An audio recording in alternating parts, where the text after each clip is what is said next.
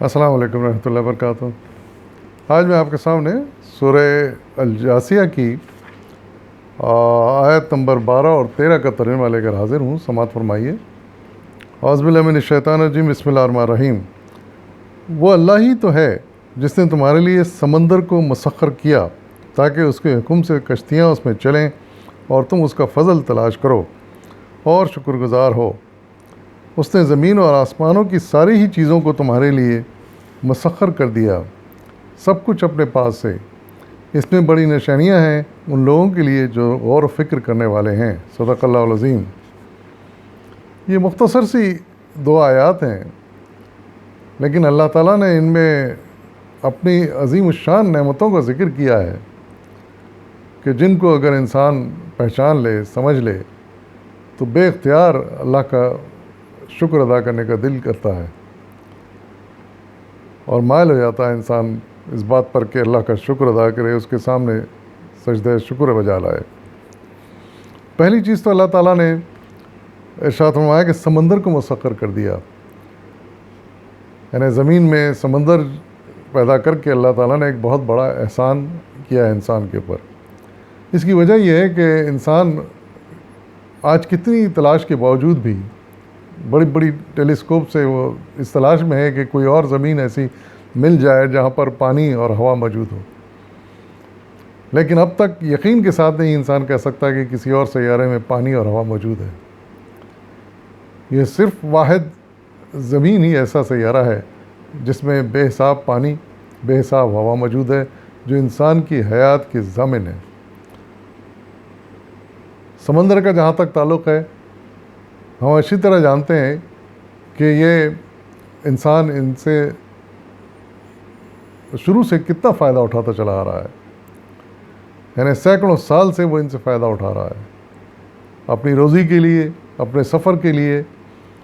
انسان اب سے کچھ عرصے پہلے تک صرف سمندروں کو استعمال کیا یا پھر خشکی پر کچھ جانوروں کے ذریعے، لیکن جانوروں کے ذریعے اتنا طویل سفر نہیں ممکن تھا جتنا کہ سمندروں کے ذریعے ممکن تھا، تو اس لیے انسان نے کشتیاں بنائیں۔ لیکن کشتیاں وہ کس اصول پر چلتی ہیں؟ وہ اللہ تعالیٰ کے بنائے اصول پر چلتی ہیں۔ یعنی پہلی بات تو یہ پانی کی موجودگی جس پر کشتیاں چلتی ہیں، پھر اس پانی میں یہ اللہ تعالیٰ نے اصول بنا دیا کہ کوئی چیز اس پر تیرے گی جب وہ پانی کے وزن سے کم ہوگی، جو وہ چیز ہٹائے گی۔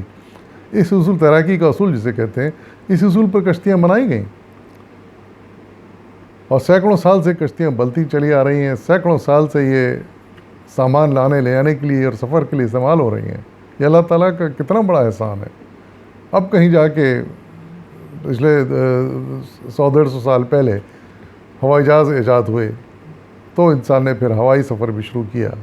سامان بھی اب ہوائی جہازوں سے آتا ہے، لیکن پھر بھی اتنا سامان جتنا کہ سمندر کے ذریعے، بڑے بڑے جہازوں کے ذریعے ادھر سے ادھر لے جایا جاتا ہے، وہ آج بھی ہوائی جہازوں کے ذریعے اتنا ممکن نہیں ہے۔ تو یہ ایک بہت بڑا احسان ہے سمندر، لیکن انسان صرف سمندر کو دیکھتا ہے لیکن کبھی اس بات کا شکر ادا نہیں کرتا کہ انسان کے لیے کس قدر کارآمد چیز اللہ تعالیٰ نے بنائی ہے۔ اور اس بات پر شکر بھی انسان کو کرنا چاہیے کہ اللہ تعالیٰ نے اتنی بڑی نعمت سے ہمیں نوازا ہے۔ اور پھر ارشاد فرمایا جا رہا ہے کہ صرف یہ سمندر ہی نہیں بلکہ اس زمین کی تمام چیزیں اللہ تعالیٰ نے انسان کے لیے مسخر کر دی ہیں، یعنی ان کو کیپچر کر دیا ہے انسان کی خدمت کے لیے۔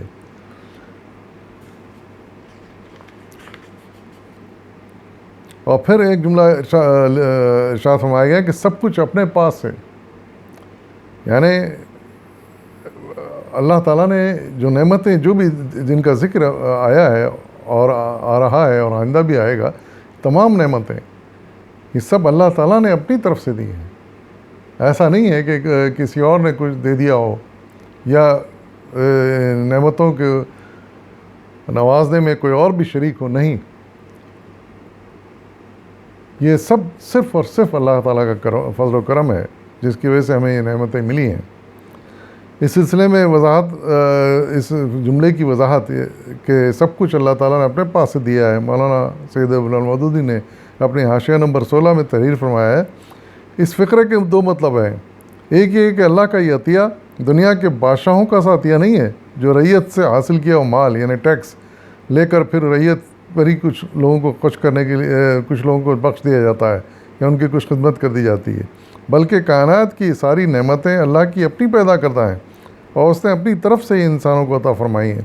دوسرے یہ کہ نہ ان نعمتوں کو پیدا کرنے میں کوئی اللہ کا شریک ہے، نہ انہیں انسان کے لیے مسخر کرنے میں کسی اور ہستی کا کوئی دخل ہے، تنہا اللہ ہی ان کا خالق بھی ہے اور اسی نے اپنی طرف سے وہ انسانوں کو عطا کیے ہیں یہ نعمتیں، یعنی اللہ تعالیٰ کا انعام ہے، یہ انسان کے لیے نعمت ہے جس کا کہ انسان کو ہمیشہ یاد رکھنا چاہیے اور اس کا شکر بجا لانا چاہیے۔ اور پھر ایک اور بڑی اہم بات ارشاد فرمائی کہ یہ شکر ادا کرنا اور اس پہ غور وہی لوگ کر سکتے ہیں جو ان نعمتوں پر غور و فکر کرتے ہیں۔ اگر صرف ان کو دیکھ کر گزر جائیں، جیسا کہ عام طور سے لوگ کیا کرتے ہیں نعمتوں پر، ہاں یہ سمندر ہے ہمارے کام آ رہا ہے اور ہماری مسافروں کو ادھر سے ادھر لے جاتا ہے، سامان ادھر سے لے جاتا ہے، بھائی اتنا دیکھ لیں تو کبھی ہم اس کے شکر گزار نہیں بن سکتے۔ ان پر غور کریں، یہ کتنی بڑی نعمتیں ہیں، اگر یہ سمندر اور پانی نہ ہوتا تو جہاز کیسے چلتے اور اتنے بڑے بڑے سفر کیسے طے ہوتے، ان پہ غور و فکر کریں۔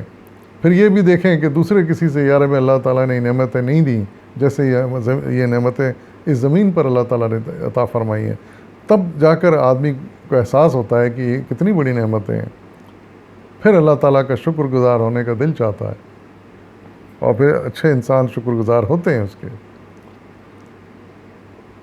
تو ہمیں بھی چاہیے کہ ہم حتی الامکان غور کریں زندگی میں اللہ تعالیٰ نے ہمیں کیا کیا نعمتیں عطا کی ہیں اور پھر ان کا حتی الامکان اس کا شکر ادا کریں اور اسی لیے پھر اس کے احکامات کی تعمیل کریں، کیونکہ جس خدا نے اتنی نعمتیں ہم کو عطا کی ہیں اس کا حق بنتا ہے کہ ہم اس کی تابعداری کریں۔ ایک جانوروں کی طرح ہم نہ گزر جائیں کہ چیزوں کو دیکھیں اور ان کو کوئی اہمیت نہ دیں، یہ اچھے انسانوں کا کام نہیں، انسانوں کا کام غور و فکر کرنا ہے۔ تو اس بات پر بھی غور و فکر کرنے کی ضرورت ہے کہ اللہ تعالیٰ نے ہمیں کیا کیا نعمتیں عطا کی ہیں اور ہم ان سے کس طرح فائدہ اٹھا رہے ہیں اور ان کے لیے کس طرح ہم اللہ تعالیٰ کے شکر گزار ہو سکتے ہیں۔ وآخر دعوانا والحمد للہ رب العالمین۔